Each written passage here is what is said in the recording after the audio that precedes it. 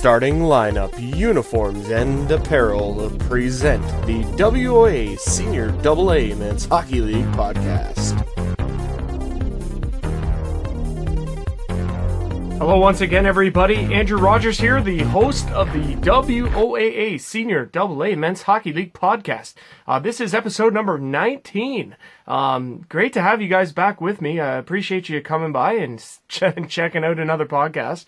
Want to thank Mitch Scott of Starting Lineup, Uniform and Apparel, for being the presented sponsor. It's great having him on, and we always appreciate the work he does. On this past episode of the podcast that we had on Monday, we had Bradley Craven, the trainer of the Minto 81s, on with us.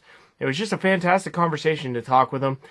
Great dude. Had the privilege of working alongside him last year, and it was just amazing being able to talk with him about hockey. And he's a fantastic guy, and he does a lot of hard work for the 81s, and I know they're very appreciative of the work he does, and so am I. So it was great having him on. Great to have him talk hockey and talk things senior circuit. But moving on, we got today's episode, a couple great guests that are coming on today from the Petrolia Squires, Matt Slotwinski and Jeremiah Goodacre. So that episode is coming up, or that they're coming up here shortly. Upcoming, to wrap up this week of the podcast, this upcoming Friday, we have two beauties from the Shelburne Muskies, goaltender Edward Davey and captain Chris Greer. So make sure to check that out. It should be a great podcast. But on to the more pressing issue, and that is today's guests. From the Petrolia Squires, Matt Slotwinski and Jeremiah Goodacre. We welcome them now to the podcast. So it's at this time that I welcome in my guests on the podcast for today's episode. We welcome in from the Petrolia Squires, Matt Slotwinski and Jeremiah Goodacre. Guys, thanks for joining me on the podcast. It's great to have you with us. Hey, glad to be here today. Thank you. Right on. Guys, first question I want to ask you, I've been asking everybody this because it's really the main question, is just to make sure see how you guys are doing. I mean, COVID hit everybody a bit differently, no question about it. Some people lost work, some people had to go on EI for a little while. I just want to see how you guys are doing, how you guys have been coping, and how things are going with you. So Matt, we'll start with you, man. Yeah, things have actually, this COVID thing's worked out quite well for myself. We had a newborn about 4 months ago. So a month into that, hey, thank you. We shut down the offices, and I've been working from what I've been calling my basement dungeon for the last 3 months. So it's fantastic being immediately home if there's anything going on with the family. It's really no complaints with that. I think we're heading back to the office in a few days, and by the time we're back in the office, I'm off on leave. So the world's been a fantastic place for the last few months. No complaints here. Look at the guy. He's beaming. That's awesome. Good for you, Matt. That's awesome, pal. Congratulations on that. Jerry, how you been, man? Really good. I am the COVID stuff has been a little difficult for us. We have 4 older girls, 15, 13, 10, and 7. So you can imagine what 4 kids that age in a house all the time by themselves, I'm sure, with my wife. They bite each other's head off sometimes, but they're doing good. And I'm still working. I work half from home, half from work. It's been fantastic, and no complaints from me either. It's been a nice little break from reality, and being able to stay in and see more of the family has been a nice little side benefit of this. Good, man. Good. I'm glad to hear that. Guys, I want to ask you guys about the season last year. It was kind of a roller coaster of a season in Petrolia last year. I think we can all agree on that. You guys got off to a nice start there, and then all the rails seemed to come off. And I guess when you look back on it, what went wrong? What happened? Slotsy, I'm going to defer to you because I only played about 8 games at the end when you guys were so short. They had no one going on the bus, so I'll jump on the bus. Slotsy knows far more than I do on this topic. All right, go ahead, Matt. Last year was, I think it was several factors associated with it that unfortunately led to it being probably the toughest year since I've been associated with the team. We started off 2-7 maybe, and you start looking at the schedule going, we can win some games, we can go on a streak, and you see the teams ahead of you and go, we've got Clinton, and then we've got Seaforth who's playing well, and then we've got Clinton again, and Tilsonburg's playing well, and it becomes a little difficult there when you get behind the 8 ball off the start. The other piece that did happen, we had a big turnover with the team as well. Right. So we brought in a lot of fantastic players. One of the pieces associated with it, and the reality with people in the Petrolia area, a lot of people are in school, but a lot of people are shift workers as well. So there's an awful lot of conflicts that can be raised throughout the season because shift work doesn't stop when the weekends come around. So we ran into that. The last piece, and this was more towards the end of the year, we ran into numbers issues because half the team had babies. Yeah, I noticed. 2 weeks of each other. That was crazy.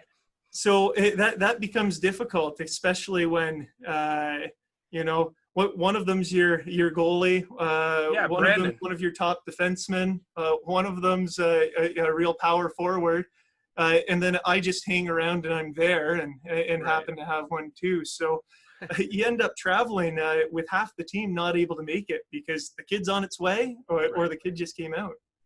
Yeah, no doubt. Jerry, like I say, you did only get in how many 8 games, I believe, and how was it for you down the stretch? I'm 43 years old, man. How do you think it was when I tried to jump in and play? It wasn't fun. I just like to go because I like hanging out with the boys, having a couple beers on the bus ride on the way home, and getting to play free hockey. Right. From an outsider's perspective looking in, I went as a fan for the first half of the year. And Slotsy hit the nail on the head. It's the big thing that the Squires have suffered with through lately is lack of dedication. Right. It's just tough for guys to get time off work. It's tough for guys to make a commitment to there when no one's getting paid. Not that anyone is. Most of the people aren't in the league. So it's tough for guys to dedicate themselves to being there 1 or 2 nights a weekend and even practices. If you don't go to practice, which we barely had enough guys to have a practice because I would be a mooch and go out for free practice and free ice. So, and there was barely anyone there for that. So a lack of dedication was a tough one for the guys. And I felt bad for guys like Slotsy who show up day in and day out and give a crap about what's going on with the team. And the coach was fantastic. He's a buddy of mine, Craig Prudhomme. Yeah, he's fantastic. He coached me when I first started, not when I first started, but that was a long time ago. When I first played in the OHA, he was our coach the year after we went to the Allen Cup final. So I've known Stubby for quite a long time. Craig Prudhomme, Stubby's his nickname. And I felt bad for him because he would have the patient in there night in and night out. There was a select group of guys that showed up all the time that your heart went out for him. But hopefully better days are ahead and I can keep going and having a beer and being a fan. Perfect. Jerry, you've been in this league a long time, 20 years with the Squires. It's a long time. You're one of the Iron Men of this league, no question about it. Can you speak a little to that? Like how important being dedicated and committing, like not just on the hop, but the whole way through, like how important is that? Oh, it's everything, man. It's so demoralizing when you're going on a road trip, especially when you have 10 guys on the bus and you're looking around and saying, okay, well, I'm going to play 40 minutes a night tonight, boys. And we got 1 goalie, 3 or 4 D at best, and maybe a forward has to come back and play.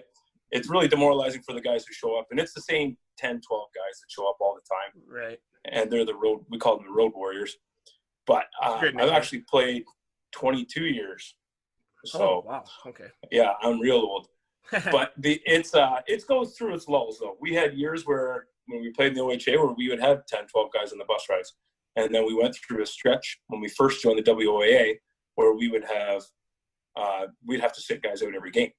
And that has its own challenges, and you have people get disenfranchised with how things are going because they're not playing even though they're showing up to practice and they're available. But everyone was there, and man, it just breeds competition within practices. It breeds competition within the games because, if you don't play your best, you're not going to get in for the next game. So I think dedication is probably, in senior hockey, the number one factor in the success of a team. So, Matt, since you were there a lot this year throughout, from start to finish, you were there for the whole thing as opposed to Jerry. What I noticed, this past season, I thought was one of the most competitive in the whole league that it's ever been, to be honest. How difficult, though, was it for Petrolia, given the fact that the numbers weren't there on a nightly basis, and yet you were going up against a team that you didn't know what to expect to them on a given night. Yeah, it's always difficult, I guess, as Goody said, when the numbers aren't there, and especially when the league continues to get stronger and stronger. You know, the reality is teams are very much built on their top two lines, and when those top two lines can be exceedingly strong. Now, we have an incredibly good core of top players who have been around for several years here, but when that consists of our top one line and our fourth line is now our second line, it becomes a little difficult to play the game. Now, I guess we also have another habit there on some of these games where we show up with 10, 11 guys. It's someone's probably hitting someone from behind about 3 minutes into the game. Ouch. And we'll suffer from that one for a little while too. But I guess it keeps it exciting and enjoyable.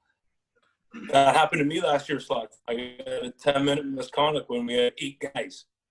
I told the ref, I said, "Hey, buddy, that was a good call. That was the right call." And he gave me a 10-minute misconduct. I kid you not. So oh, man. I was the 8th guy that was, "Hey, can you come? We got 7 guys on the bus. Can you jump on?" So I came on, and I ended up getting a 10-minute misconduct, and he felt pretty bad about that one. Yeah, like, I mean, you never want to hamstring your team even more. Like, I mean, and you never want to get hamstrung anymore when you are already short in that sense. Guys, is Petrolia a difficult market to play in, given the fact that you guys are so far away from a lot of other teams in this league? I know there are some teams that you're fairly close to, but a lot of these teams in this league are very far away from Petrolia. From my perspective, not at all. Partially because most of our home games are on Fridays, meaning it's the away team that has the long trip. Right. Most of our away games are on Saturdays, it seems. So hey, we'll go as long as we can. It just means the party's better on the ride back. For the most part, we all have the ability, if we have some foresight, to try and get off work early for some of those long road trips if they do happen to fall on a Friday. But I don't think the distance is really a problem for anybody. We don't see people trying to avoid a game because it's in Lucknow or up in Saugeen. Right. That doesn't seem to be a factor in the numbers game that ends up happening. Those are the fun bus trips, man. You get a 2.5-hour bus trip home from Saugeen. You got about 6-7 cases of beer on the bus, and she's a good time on the way home. Lots of card games. Sometimes a snowstorm just improves on that bus trip. Exactly. Well, you're hanging on for dear life, I guess, at that point. That's right. Yeah, like that was the crazy part about the whole season. I'll remember vividly forever that first game that the 81s played when we came down to Petrolia for the season opener, and you guys just absolutely reamed us out good time. Like it was just, like I say, I almost couldn't believe where I was going, considering it was over a 2-hour drive just to get to Petrolia. I was thinking, where am I ending up here? Like, it's crazy, But like, what a time! And like it. At least speaking personally, it's an incredible organization, and they were nothing but fantastic all year long. I want to ask you guys, though, about Dave Connors. I know the big thing about him this offseason is him stepping down. I mean, like, he's been associated with this team for as long as at least anybody can remember. Like, what is his departure going to mean? Like, I mean, what kind of impact has he had on Petrolia? Jerry, we'll start with you because you've been there a long time, so. Yeah, he stepped in and kind of saved the bacon when the GM post, the president post, was vacant, and no one would grab the mantle and run with it. Dave's been around, I would say, probably 7-8 years now. The last couple of years, he's kind of taken a step back because he's living in Brantford full time, and he got a job as a firefighter. So the transition is going to be pretty easy, and it's already happened the last couple of years. Jeff Abraham and Chris, oh my God, what name am I forgetting here? Slotsy. Oh, Tim's been a huge help as well as his wife Melissa. Martin. Timmy and Melissa Martin. They thank you for helping me out there. They helped out big time and kind of taken over between Tim and Jeff. And Craig Prudhomme, the coach, is getting more heavily involved in the GM side of things, trying to recruit players, organize the schedule. And apparently he's going to have some help this year. A fellow named Ed DuPont might help out Okay. But as far as Dave goes, Dave was just what the doctor ordered at just the right time. He was a very enthusiastic, passionate fella who had a love for the Squires. He's been a Petrolia resident his whole life until he moved to Brantford recently. So he's been fantastic, and he'll be missed. But he had a good succession plan laid out when he did make the jump to Brantford with Jeff and Tim. Yeah. The team's been incredibly spoiled with the executive who's run it for all of us players. Dating back, I guess it would be decades, because Dave would have taken over for Kent Helps, who had been around for probably 25 years. And all of these guys put an awful lot of time into making sure we have a great experience as players, but also that we have the ability to succeed in the opportunities we're provided. So I can't think the work, the hours that any of them put into the team. Yeah, no, right on. I mean, and you know what? I think that is honestly very important at the end of the day, to have like a world-class organization behind a team, especially to be successful in this league. Matt, like you first broke into this league in 2012, 2013. What's the biggest change that you've noticed in your time since you've come into this league? I mean, you're also one of the only players, I believe, that plays forward and goalie, which, you know, what do you like, the Deion Sanders, the senior hockey? But seriously, like what is the biggest change that you've noticed? Well, first I must comment, Deion Sanders was actually good at what he did. But you know, when I joined 8 years ago, the league was a lot bigger. At the time, we didn't play any of the teams from the north. I guess the only time that we would have been if we had made the finals, which at the time we didn't. But also at that same time with the larger league, I think the good teams were that much above the middle of the pack, and the lesser of the teams were that much below. Right. It wouldn't be unusual to let's say Petrolia was a fifth place team in our conference at the time, be beating the last place team by 8 or 10 goals, and that was consistent. We don't see that so much anymore. It can be competitive with a 10th or 11th place team in the current league playing against really anybody on any given night. Right. Yeah, I know. And I mean, Jerry, you can speak to that too, I guess, a little bit in terms of how this league has changed since you've been in it. Like, I mean, especially more recent years, because, like, I mean, for yourself, like, yeah, you like I say, Ironman, you've been around a long time. Like, the fact that guys at your age are still able to come in here and play, that speaks a testament to you. Guys like yourself, Greg Tatey, for example, from Saugeen Shores, probably just as old as you. I don't know if he's exactly the same age, but he's been around this league a long time also. Like, what is the biggest change that you've noticed since you've been there?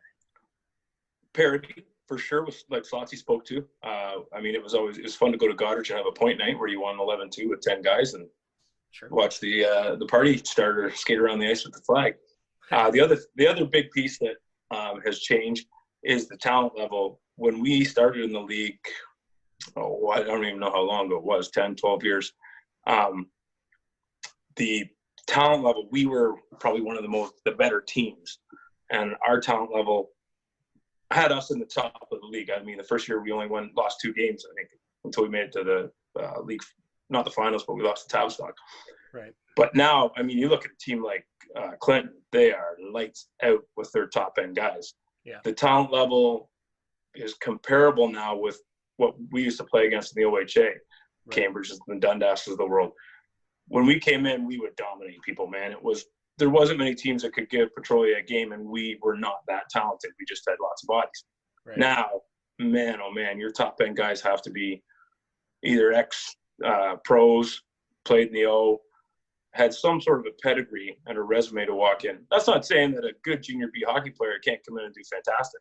Right. Saw the kid play in Lucan. I don't know his name. Holden Lancic. He had an unbelievable year last year after coming in from the Listowel Cyclones. I followed his junior career. He's just fantastic, and obviously he's a stud, man. Oh, he came in.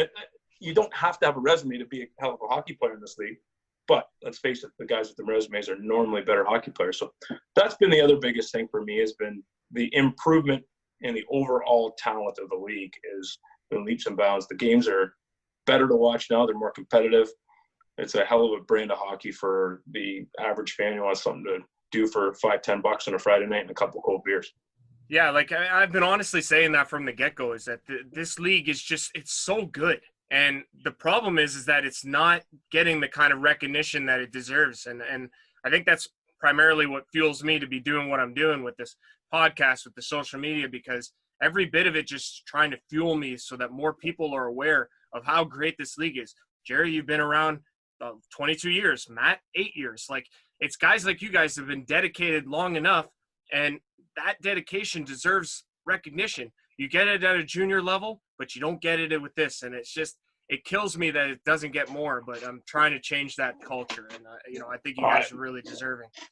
I appreciate that. I think it'd be awesome. It'd be really eye-opening to see a good junior B team play a good senior AA team.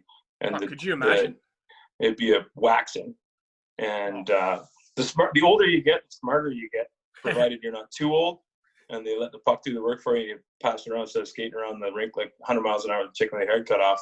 Right. Let the puck do the work. So I think it'd be an eye-opener for the junior hockey fans to see how much more talented, skilled, smart the senior hockey is, comparatively speaking.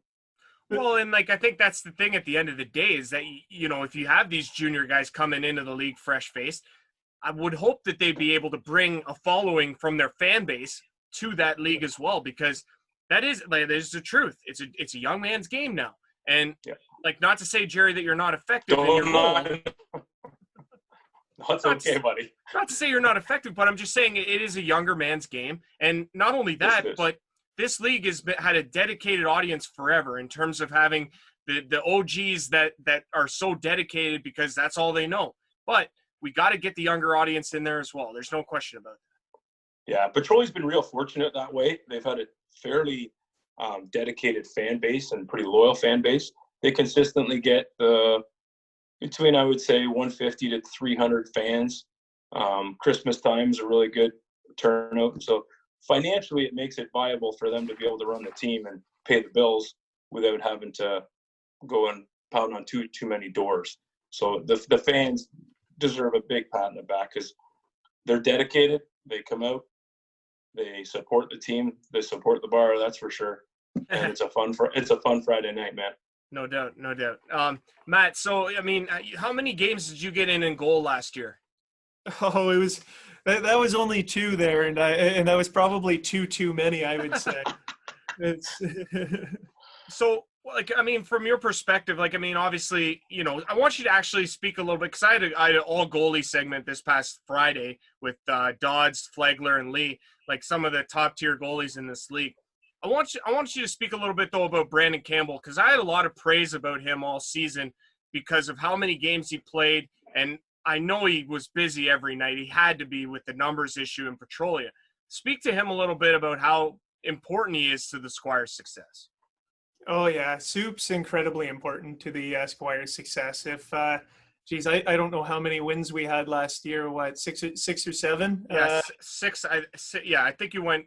Oh, I want to say 6-12 maybe, or something like that. Oh, there we go. Yeah, he was the contributing factor in 90% of those wins. He's been with the team since, I guess, my second year. Initially, we were working behind a fantastic goalie, Chris Houle, who had been with the team forever. And Soup really came to light the season we went to the finals against Clinton. So this would have been 4 seasons ago, and he ended up being the team's main goalie through the finals there and playing lights out. And he's really done so ever since. It's fantastic. Not only the skill he brings, but that dedication. He's going to show up for every game. He's always going to bring full effort, and he's a fantastic guy in the locker room too. A great guy to sit beside, and a great guy to have a beer after at the bar. And then Jerry, I from your perspective, say you got into 8 games, but you were a fan before that. If you had to pick about one player out of the team last year that impressed you the most, Who would you say that would be? Ryan Fraser. Oh yeah. Yeah, defenseman, got all kinds of talent. He was this guy who had dedication and show up all the time. He would drive from Essex for games. He was working for Ontario Hydro down there. He'd do stuff each night that, as a defenseman, his skill set as a defenseman was real impressive. Now, he was over at my place last weekend. I was busting his balls because he takes the odd dumb penalty and makes the odd dumb pinch dumb play as a defenseman. I'm like, man, you're a defenseman. You don't have to win the game, but you sure as hell don't want to lose the game. Right. So he impressed me the most. There was like other guys as well, the young guys coming in. The DuPont kid, I can't remember his first name, Ethan. He did a real good job, and hard worker guy, perfect third liner, didn't complain, always showed up, did his job. There's the decent young core coming up through, so I hope the intermediate guys of the team recognize the young guys are coming in and embrace them and get dedication a little back to where it wanted to be. But yeah, Fraser be the one that jumps out at me as the one who stood out, night in, night out, did great things with the puck and gives it his all every night. Yeah, and then you guys had Owen Rogers at the top of the scoring heap last year. I mean, I know he had a hat trick in the first game against us, and I was really impressed by his play. The second time you guys came around, I know we were a much better team. The second time when you guys ended up coming into to Minto on that Sunday afternoon game. But I was impressed with him in the first game of the season. Like, how impressive was he all season long to you guys? I'll give you this one. Yeah, so someone like Rogers, he's going to show up and he's probably going to get you a goal every game. The thing that impresses me the most, and it's probably because I'm scared to go into the corners, is he'll go in like a wrecking ball, despite being usually a little smaller than whoever he's going up against. Right. Usually they'll be the one that comes out on their butt, and he's cutting to the middle to make a play. So a guy like that is who you need to build your team around. He's right there at as one of the key leaders that we see at the moment. It was a big loss for the Squires when when Owen started to jump in there. It was a big loss when he blew his knee out there. I don't know, was it last couple of games of the year, Slotty? I think there's a couple 5 games left, and Owen blowing his knee out really hindered any hopes of making the playoffs. Yeah, I mean, I know you scheduling issues aside, that series against Lucknow there, you guys were kind of short-strung in terms of being able to give them the kind of 100% fight that you could have given in a best of 3. Like, to be honest with you, find a best of 3 is just no way to solve the series no matter what level. But, for you guys to lose the 2 and have your season come to an end like that had to be kind of heartbreaking in a sense. Yeah, it sucked. Sucked even as a guy who wasn't around very much. It always sucks losing. Of course. Matt, if you had to pick though, could you pick out a time last year that stood out among all the rest? Like, can you pick a high moment? Let's see, a high moment last year. Good luck, Slotty. Yeah. Well, last year was a pretty rough year. Geez, we had a nice shootout win against Milverton, which is always fun. So let's take one of the close games where it comes down to the wire. Traditionally we've done pretty well against Milverton in terms of our record, but they always give us a really good game. So coming out with a shootout win, that was a nice one, especially because we had lost a few games before it. So that was one of those ones we thought, hey, maybe we could turn the season around after this. And unfortunately it didn't happen, but that's just the way it goes. I understand that. I want to, with a lot of uncertainty about next year, guys, cause really at this point, who knows what's going to happen? How worried are you guys that next season isn't going to happen? Or what are your thoughts about how it could look? That's you, Slotty. Yeah, Sherry, the giver away. That's all. Well, yeah. I have.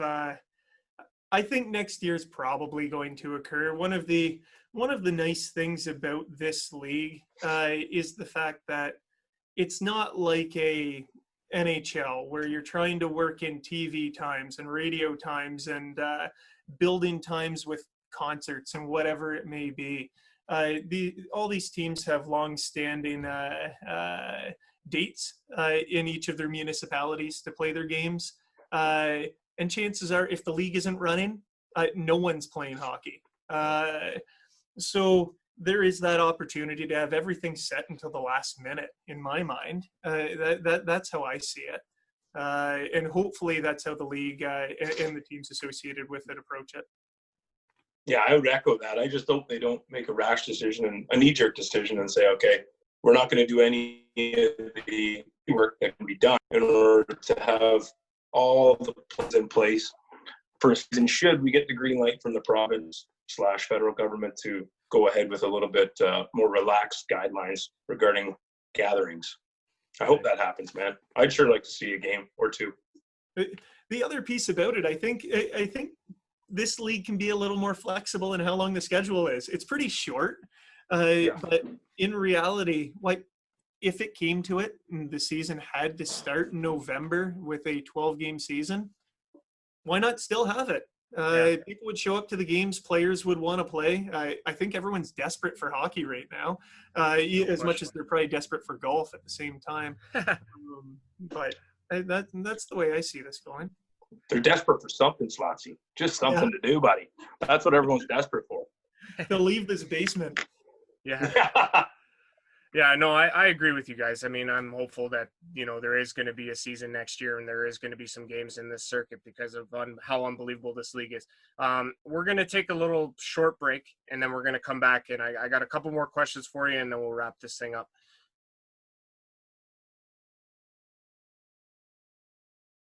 We're back here with part 2 of this interview. We got Matt Slotwinski and Jeremiah Goodacre from the Petrolia Squires. Guys, like when you guys look back at your hockey careers, everyone's got their origin story. Everyone's got why they got into hockey in the first place. Who would you guys say you owe your biggest hockey success to? Like, who would you say is responsible for all of it? Who would you say, give your biggest props to? Jerry, we can start with you, or Matt, if you want to defer to him again. Matt, you go right ahead, bud. I'll get into the obvious answer that I'm sure everyone says, and the one that's probably the truth. But if it was like 12-year-old me saying, I credited it all to Bob Probert, Tim Shovelday, and Steve Yzerman.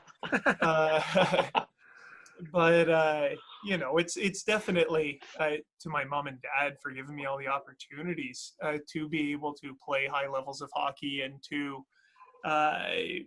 go to camps, play for different teams, travel around in the summer, rent extra ice. Actually, my dad built a rink every single year in our backyard. They built it even once we all moved out for another 10 years. Wow. All of that is probably the biggest key piece to any success I've had in hockey, and certainly my love for the game. That's awesome, man. I could really appreciate that. Jerry, go ahead. Well said, Slotsy. I'm going to piggyback on that. When I was growing up, my dad was the trainer for the Squires last year. He was the trainer for the Petrolia Squires when they were in their heydays in the late 70s, early 80s. And they would sell out the Sarnia Arena. They get 3,000-4,000 fans at the games. And I have a picture of myself sitting in the Allen Cup because the Squires were in the Allen Cup when I was 3. Oh, wow. And then when we played in the Allen Cup, and my dad was sitting by me, holding me in the cup. And then I have a picture of myself with my dad in the Bolton Cup when we won the Bolton Cup in 2001. We got to hold it together, and I was playing. So I had a unique situation where I was around senior hockey at the time I was literally 3-4 years old. I would go on the bus, fall asleep on the bags at the back, and everyone else had a Stanley Cup, and I had a fake Allen Cup. And I wanted to be Barry Edgar. He was the captain of the Squires at the time, and I wanted to be him. My mom would play endless games of hockey with me on the living room floor. She was my goalie, and I'd shoot pucks at her shins day in, day out.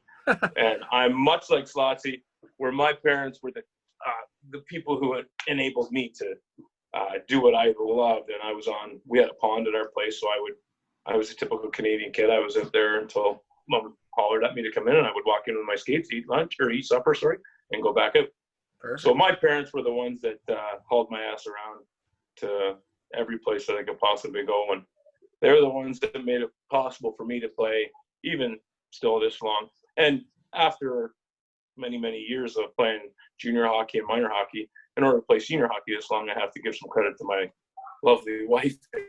Kids are far more understanding than they should be, and enable me to go to the rink as a 40-some-odd-year-old guy who gets smacked in the face and loses teeth and does stupid things.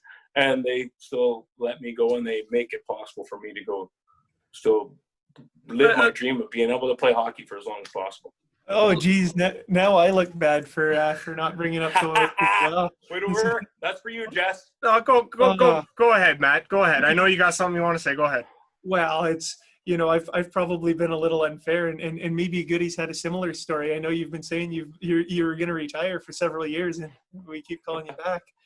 But, looking back from my last year playing sort of full-time net with the team, I've said I'm going to be done. And then fall comes around, and she goes, "Where are you going with the gear?" "Oh, I'm going out with the guys." "Oh, where are you playing?" "Not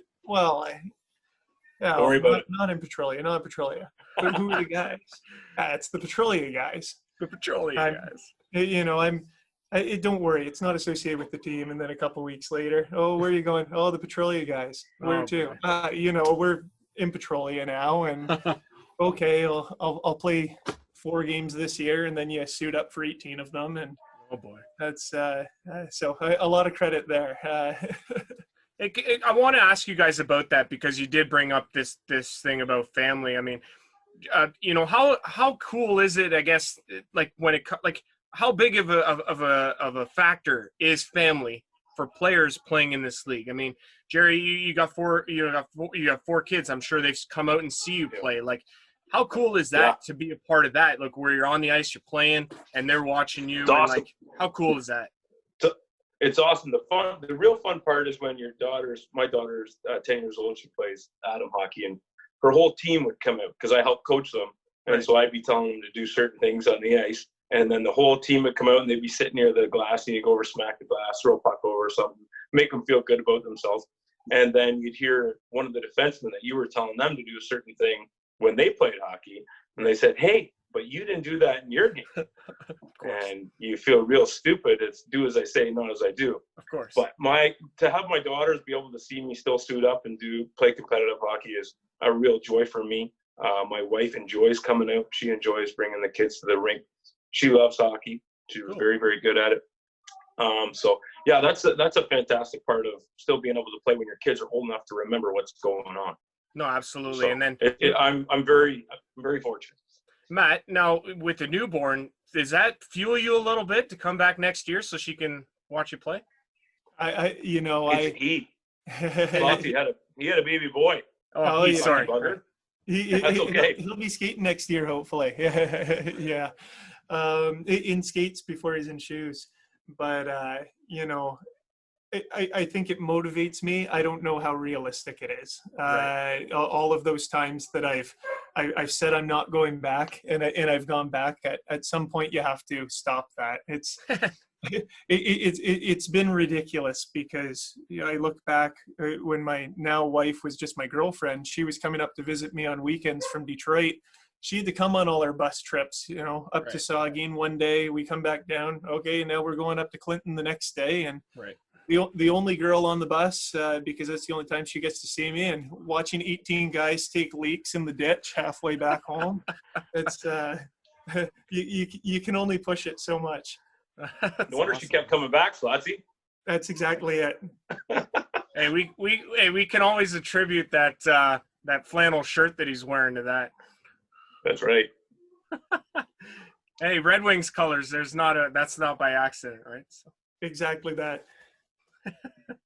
Oh man, that's funny. So okay, so Jerry, why Petrolia? So if you're gonna sell somebody on playing in Petrolia, what would your message to them be for that? Sure, that's a great question. Number one, right now, currently, actually, let me start a little bit. Number one, it's the oldest continuous operating senior hockey team in Canada. So it's got the tradition and history behind the team is exceptional. They were in existence in the early 70s and continue to be in existence now. They've played in several different leagues, but still have operated. So the history behind it and the newspaper articles that I bring up for the guys that be able to be what it was like in the early 80s, late 70s, and the nostalgia of it was great.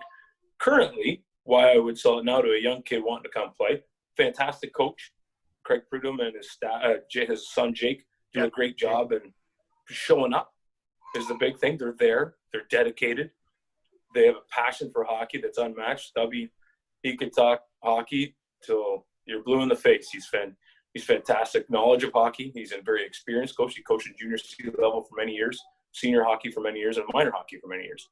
So he's got that going for him. The organization has that going for him. They have a very good executive, which is important in playing hockey. The bills will always be paid. The buses will always be running. This tape will always be there. And they have the crankiest trainer in the entire league, who's my father, who continues to go there and has been there for 50 years and is fantastic. The biggest thing, though, too, is the fans come out and they make it enjoyable. There's 250 fans there. It's exciting to play in front of. When we went to the finals against Elora many moons ago, and even when we played Clinton, what was it, Slotty, 4 or 5 years ago? Yeah, 4 years ago.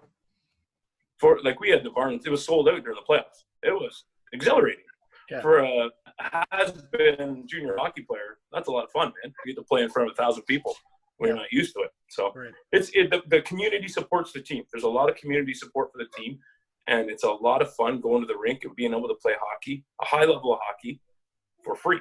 That's the way I always look at it. I was always fortunate to play hockey, a high level of competitive hockey, and it didn't cost me a dime. So I love playing senior hockey in Petrolia, and I hope any young kids that are out there that are thinking they're on the fence about whether or not to come play, I hope they make the decision to do it, because it's a lot of fun. Matt, you want to echo some of those statements, pal? Go ahead. You know, rather than echo them, because they're all so true, one of the pieces, and I think this is for the whole league, not just Petrolia, is there's a lot of people who stop playing competitive hockey as soon as their junior careers are done. Right. And they're sad that maybe they didn't win anything. Maybe they're not playing anymore with their friends. I think there's a real opportunity to continue playing competitive hockey. There's the continued ability to keep playing with your friends as long as you want, where it doesn't cost anything. You've got tremendous support with the people who help run the team. And you can't go wrong with the fan support we have in Petrolia, or the fact that we've got our own room there. There's nothing stopping you from showing up 3 hours before a game, sticking around 3 hours after the game, and just having a great time with everybody, whether that's teammates, the coaches, the fans, everybody involved. It's far too much fun just to not consider playing for the team. I understand that. No. Sorry about that, Andrew. I had to you're just add there. Sometimes lots of you stick around like 3 days afterwards in the dressing room. Hey? I've perhaps slept in that room a few many times. That's a true story, Andrew. I believe it. Hey, nothing I like more than hearing you guys' stories about not just this league, but in general. And that's kind of what I want to ask them as my next question, Matt. So you mentioned fun, and I want to know, is there a particular memory that you have from your hockey days that you recall fondly in terms of it being like a very proud moment, or a particularly special moment in your hockey career? I think there's been lots of proud moments individually, but they all sort of pale in comparison to, I brought up my dad earlier. I think it's sort of a proud moment every week that I still get to play with him every Sunday throughout the winter. And it's fantastic to show up. He shows me up and just have a great time still playing with my family. It's something that I can't take for granted because it'll only last so long. But it's something that I wish everyone could experience, even still into their 30s. Right. And Jerry, my question for you then, so a few years back, you actually had the distinction of being named the captain for Petrolia for a season. Now, I want you to, like, I'm hoping you could speak to this a little bit, but what kind of an honor is that to have that bestowed upon you to be the leader of a senior A team in this league? Oh, it was a very great. And it was, to be honest with you, kind of by default. I was the oldest guy that was still playing, really. I was speaking about it earlier that I grew up watching senior A hockey and watching the Allen Cup, and everyone wanted to be Barry Egger because he was the captain. He's number 17. He's passed away now, rest in peace. But I had a small Allen Cup, and I had a number 17 Squire jersey, and I wanted to be the captain of the Squires. So when I was named captain of the Squires and remained that way for many moons, it was an honor. And it's fun to be able to speak up in the dressing room because I'm a fairly vocal guy.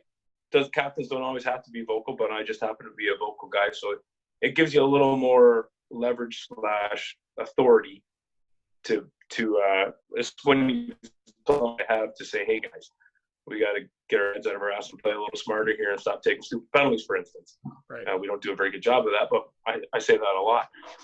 But it was a huge honor for me. I was fortunate to do it for as long as I did. It was a lot of fun, man. I enjoyed every minute. I loved going to the rink, and I loved strapping on the skates and putting on my jersey and representing the town of Petrolia as best I could. Now, do you have a fond hockey memory that you could share for us? One of either laughter or seriousness? Just something off the top?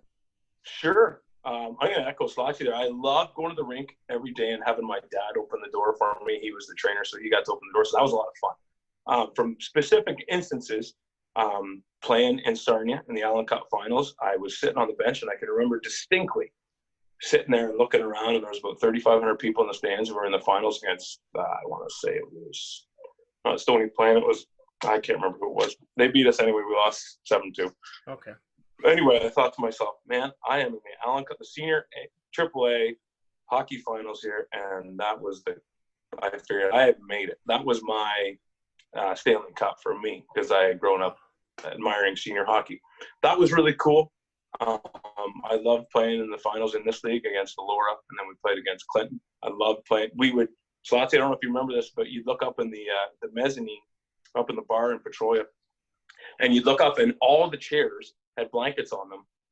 Like at 4 p.m, we would get to the rink and stock the bar, and the chairs would already been picked out. Everyone had select chairs, the grandma's blankets. At 4 p.m, I thought, man, this is so cool. The town of Petrolia is going to have this bar is going to be sold out tonight, and we get to play in front of these people, and they actually pay to come see us. So, wow, lucky for us.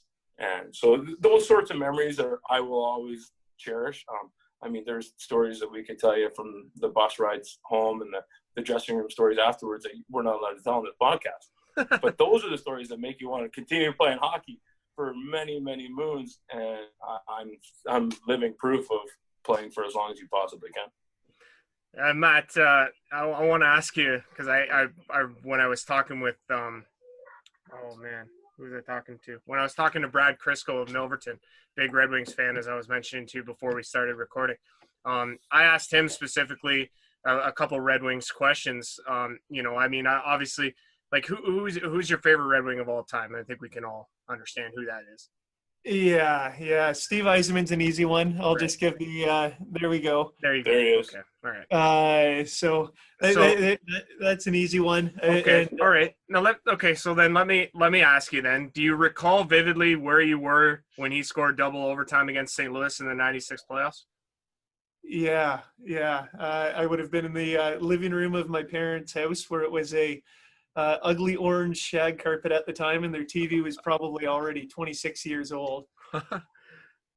Oh man! Slotty, who was in net that night? Who's in net? On PC. Well done, buddy. Yeah, for St. Louis. Yeah.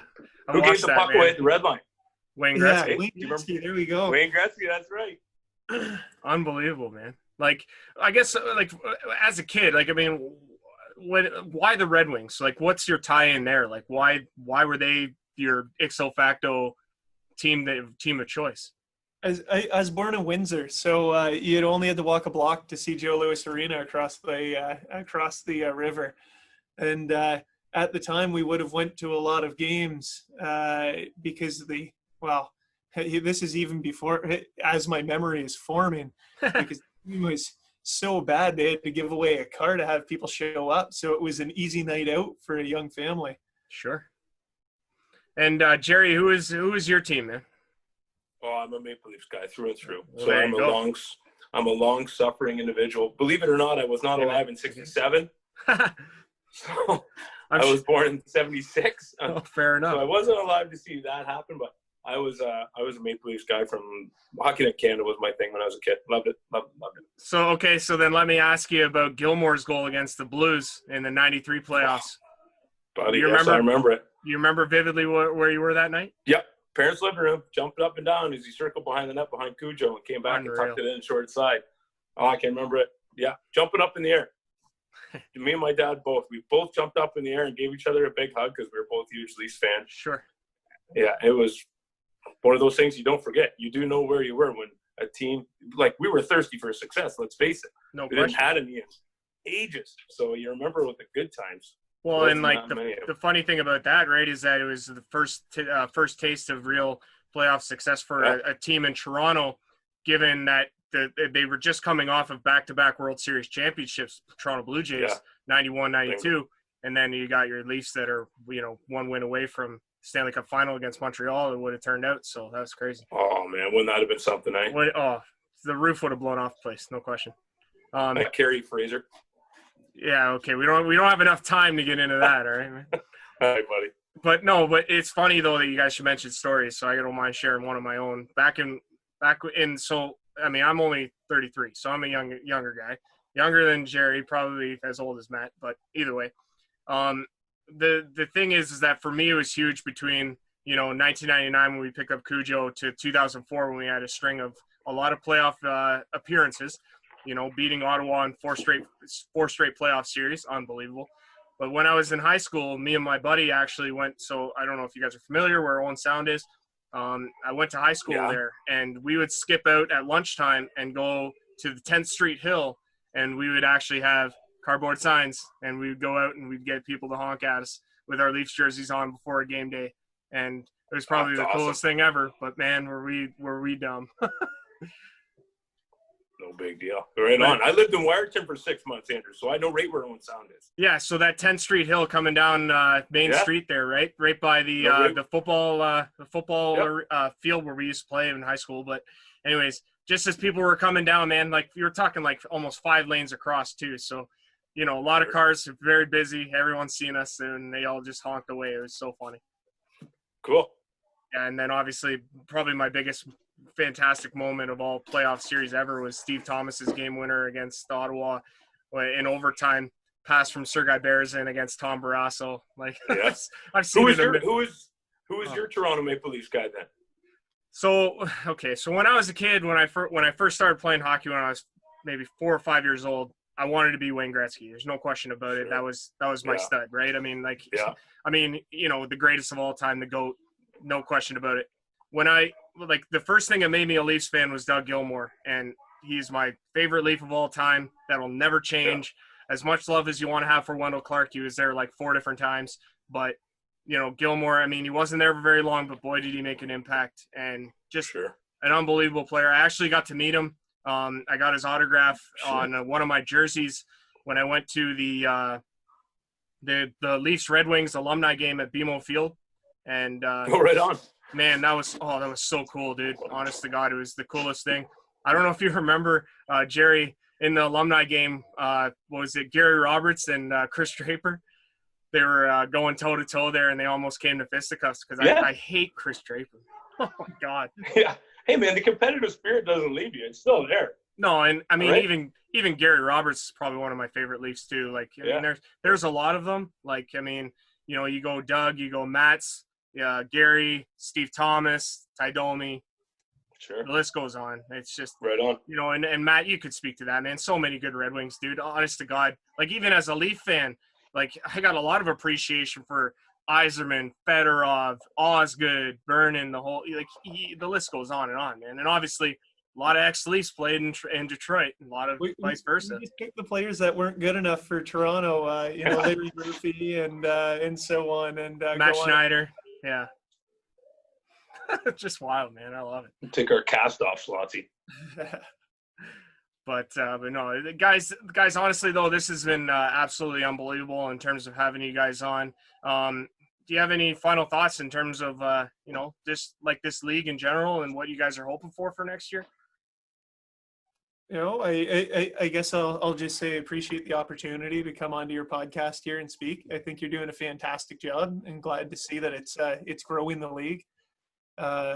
Hopefully whoever's watching this that hasn't been out to a game comes out to one, because they'll be seeing the Squires at the top of the standings next year. Whoa. Does that mean you're coming back, Matt? Rob. If I'm there, it's a different story. He's full of crap. Andrew, he'll be back, man. I'd like to echo Matt there. Will I be back? Yeah, what about you, Jerry? Oh, man, no. I'm 44 in October. And never say never, Jerry. Never say never. It is. I always say never say never. If they need someone for a road trip, I'll gladly get on the bus and go help them out. But if I'm playing a consistent basis, which I can't, my body doesn't allow me to do anymore, Petrolia Squires are in trouble. Yeah. So I will jump on the bus, be a cheerleader, be someone to fill the water bottles, drink a couple beers on the way home.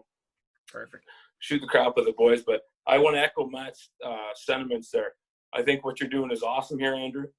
The more awareness that the league gets, the better it is for all involved. Or the rising tide lifts all boats, man. It doesn't matter where you are in Ontario. Senior hockey is the best kept secret around. So I appreciate all you're doing. Thanks a lot. That's awesome, guys. And so at this time, we want to thank Matt Slotwinski and Jeremiah Goodacre for coming on to the podcast, guys. Thanks a lot for joining me, and we'll have you back on anytime. Hey, have a great night. Thank you very much.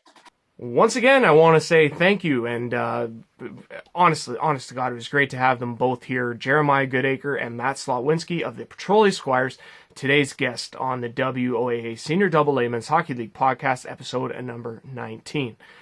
If you guys want to be a guest on the podcast, reach out to me. I'm more than happy to have you guys on. No one's exempt. Anyone could come on and share their hockey stories and share their thoughts about the league and talk about whatever they want to talk about. More than happy to have them on to do that. I also want to thank Mitch Scott of Starting Lineup Uniform and Apparel. This upcoming Friday, we have from the Shelburne Muskies, Edward Davey and Chris Greer coming on the podcast. That'll be episode number 20. I am Andrew Rogers, the host of the WOA Senior AA Men's Hockey League podcast. Wishing you a pleasant night after another episode, and we will see you on Friday. Take care.